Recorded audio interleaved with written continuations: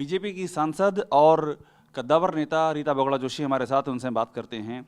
दीदी, आपसे मेरा पहला सवाल ये है कि अभी जो स्थिति है बीजेपी में, मैं शुरुआत करूंगा स्वामी प्रसाद मौर्य से, क्योंकि आप गई भी थी, आप उनसे मिली भी थी।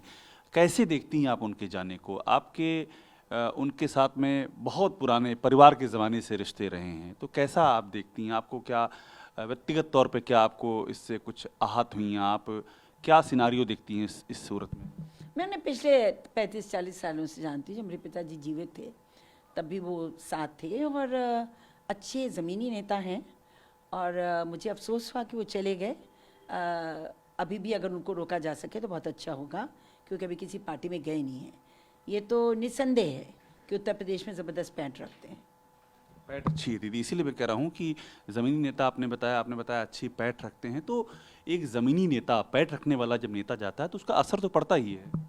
देखिए, ऊंचे लेवल की पॉलिटिक्स है, इसका मुझे ज़्यादा ज्ञान नहीं है। मेरे व्यक्तिगत संबंध उनसे बहुत अच्छे रहे हैं, मैं अक्सर उनसे मिलती भी रहती हूँ। और लेकिन अब किस प्रकरण में वो कैसे गए, ये तो जो ऊंचे नेता हैं, ऊपर के नेता हैं, उनको उनसे बात करके निस्तारित करना चाहिए। असर क्या देखती हैं दीदी उनके जाने का? पब्लिक लेवल में पूछ रहा हूँ आपसे। देखिए, जब चुनाव होता है तो बहुत सारी बातें आती हैं। ये तो अलग बात है कि उत्तर प्रदेश और बिहार में जातिवादी राजनीति चलती है, लेकिन पिछले कई चुनाव से जाति बहुत महत्व नहीं रख रही है और विकास के नाम पर वोट चल रहा है।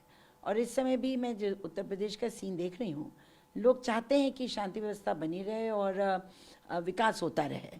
तो इस पैमाने पे तो मुझे लगता है कि चुनाव बीजेपी के हक में ठीक रहना चाहिए।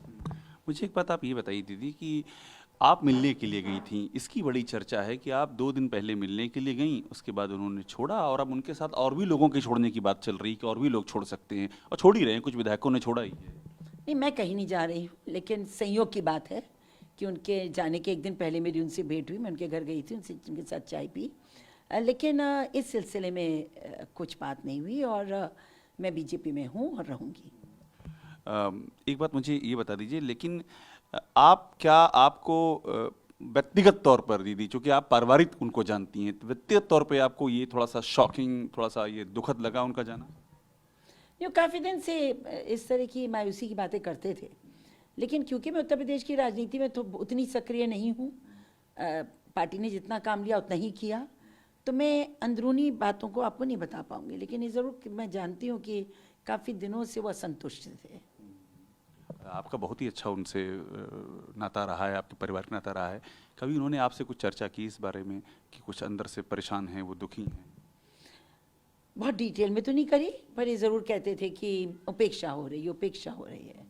तो उपेक्षा की बात कहते थे, मैं समझती थी कि नॉर्मल सी बात है कि भाई वो कैबिनेट में मिनिस्टर हैं और हो सकता है कुछ कह रहे हो, नई बात सुनी जा रही हो, मैं नहीं कह सकती।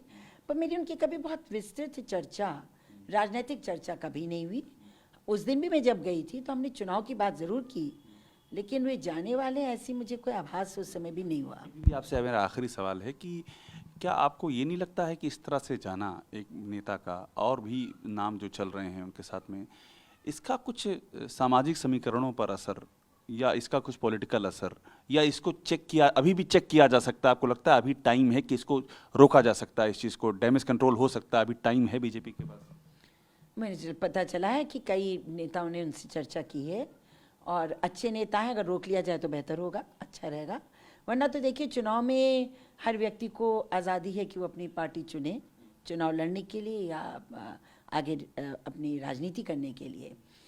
लेकिन जो ये चुनाव होगा, मुझे लगता है विकास के नाम पर होगा। शुक्रिया।